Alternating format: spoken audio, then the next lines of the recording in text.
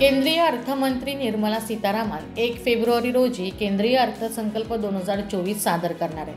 हा अंतरिम अर्थसंकल्प असणार आहे। निर्मला सीतारामन यांचा 2024चा अर्थसंकल्पही पेपरलेस असेल। याआधी अर्थसंकल्प हा ब्रीफकेस किंवा सूटकेस मधून आणला जायचा। दरम्यान पेपरलेस अर्थसंकल्पाची गरज का पडली आणि याची सुरुवात कधीपासून झाली हे या व्हिडिओतून जाणून घेऊया।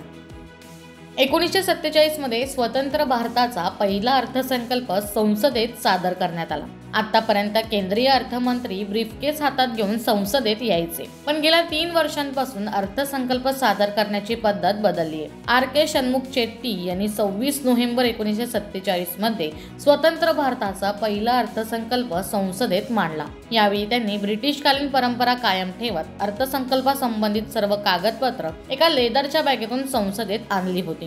कालांतराने पुढच्या अनेक अर्थमंत्र्यांनी काही वर्ष हीच परंपरा सुरू ठेवली, पण 1970 ते 2019 पर्यंत अर्थसंकल्प सादर करण्याची पद्धत, तारीख आणि वेळ बदलली। अर्थसंकल्पाचे कागदपत्र वेगवेगळ्या रंगाच्या सूटकेस किंवा ब्रीफकेस मध्ये ठेवले जायचे। द बजेट ब्रीफकेस या ब्रिटिशकालीन परंपरेला ग्लॅडस्टोन बॉक्स असं म्हटलं जायचं, पण पुढे या ब्रीफकेसची पद्धत बदलत गेली।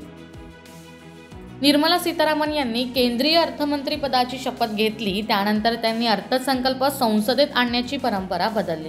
2019 मध्ये सीतारामन यांनी चामड्याच्या ब्रीफकेसमध्ये बजेट दस्तावेज घेऊन जाण्याची प्रदीर्घ परंपरा सोडली आणि बहीखाता घेऊन गेले। त्यानंतर 2 वर्षातच म्हणजे कोरोना महामारी 2021 पासून सलग 3 वर्ष केंद्रीय अर्थसंकल्प डिजिटल स्वरूपात सादर केला जातोय। अर्थमंत्र्यांनी डिजिटल टॅबलेटद्वारे संसदेत आपले अर्थसंकल्पीय भाषण वाचून दाखवले। भाषण संपल्यानंतर अर्थसंकल्पाची कागदपत्रे मोबाईल ॲपद्वारे उपलब्ध करून देण्यात आली।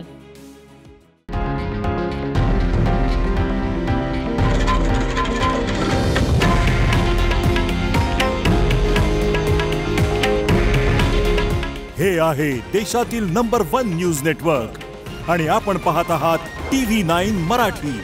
काळजी तुमची, हित महाराष्ट्राचं।